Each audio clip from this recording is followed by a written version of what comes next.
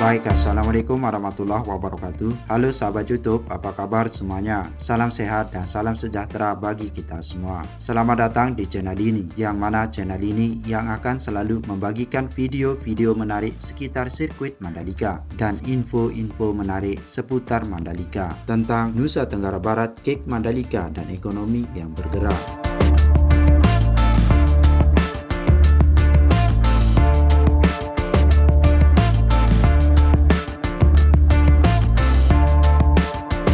Seperti yang kita saksikan saat ini, kondisi dan situasi di KIK Mandalika sedang mengadakan lomba color run dan finishnya tepat di bundaran Bazar Mandalika.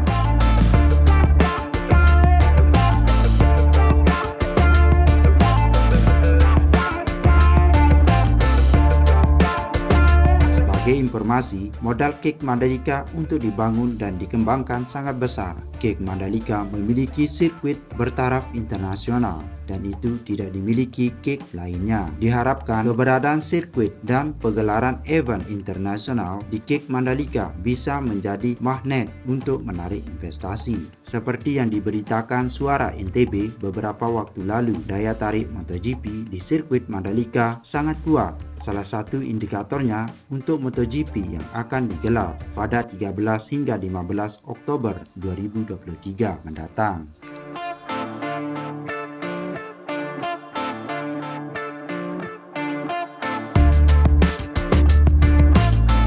Kamar hotel yang sudah dipesan di kawasan Mandalika dan sekitarnya sekitar 80%.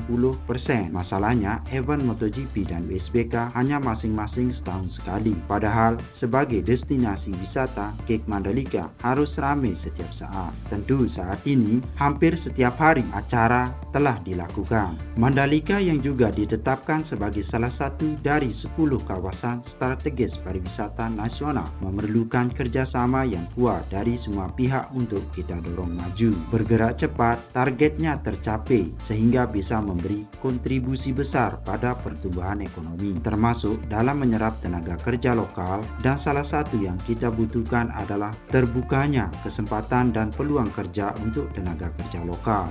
KIK Mandalika diproyeksikan bisa menarik investasi sebesar 40 triliun rupiah dan diproyeksikan menyerap tenaga kerja sebanyak 587.000 pada tahun 2025. Angka itu tidak kecil. Harapannya realisasinya bisa sesuai proyeksi, bisa sesuai target. Salah satu kuncinya, semua hambatannya, semua penyumbatannya jika ada harus dihilangkan. Kita harus bisa saling mendukung, saling menguatkan, dan bekerja sama. Artinya, manfaat keberadaan KIK Mandalika sangat berarti untuk kemajuan, khususnya Nusa Tenggara Barat, daerah yang kita cintai. Dan manfaatnya tidak saja sekarang, tetapi juga untuk anak-anak cucu kita, generasi mendatang, karena KIK Mandalika tumbuh menjadi pohon yang subur dan berbuah banyak sepanjang masa.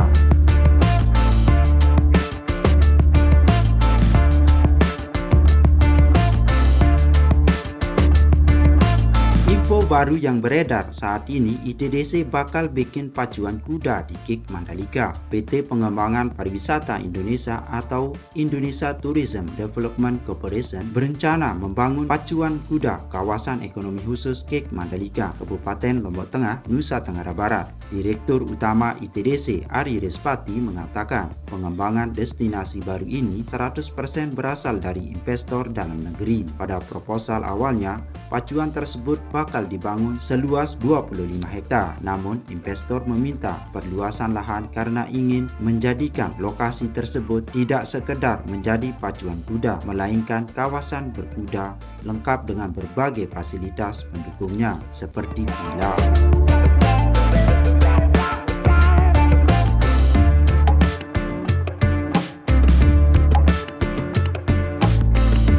Menurut Ari, hal ini membuktikan KIK Mandalika mempunyai daya tarik bagi investor usai sukses menggelar berbagai ajang internasional seperti MotoGP hingga WSBK. Rencananya, ajang pacuan kuda pertama akan digelar di Mandalika pada Mei 2024 yang akan dihadiri sejumlah joki dari berbagai negara, investornya dari dalam negeri. Direktur Pengembangan Bisnis ITDC Emma Widyastuti mengatakan, pacuan kuda merupakan salah satu dari dari sejumlah rencana pengembangan bisnis ITDC di Mandalika. Hal ini selaras dengan upaya Mandalika sebagai destinasi yang mengedepankan sport dan entertainment.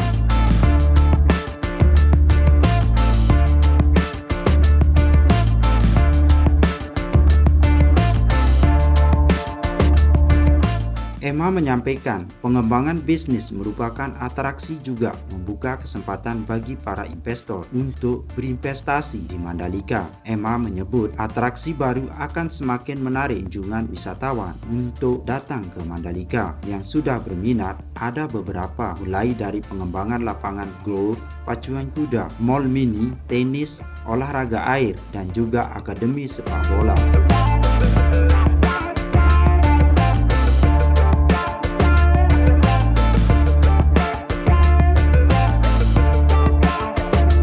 Dia menyampaikan hal ini berdampak terhadap pembukaan lapangan kerja. Emma menyontohkan serapan tenaga kerja di Hotel Pullman Mandalika yang sebesar 400 hingga 500 orang, atau rencana mall mini yang akan memerlukan sekitar 300 tenaga kerja. Ini bukan hanya pacuan kuda, tetapi ada rumah kuda, ada pemeliharaan, mungkin ada sekitar 80 kuda. Butuh 3-4 orang untuk merawat satu kuda. Dikalikan 80 kuda, itu menyerap tenaga kerja yang cukup banyak, ujarnya.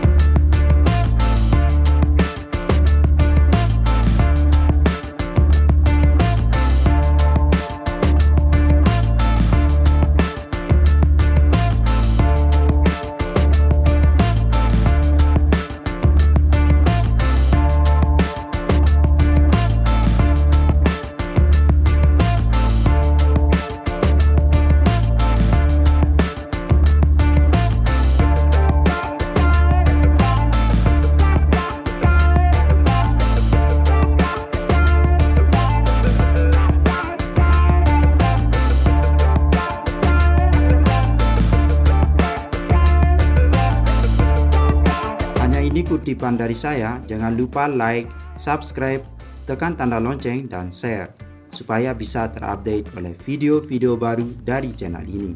Semoga bermanfaat.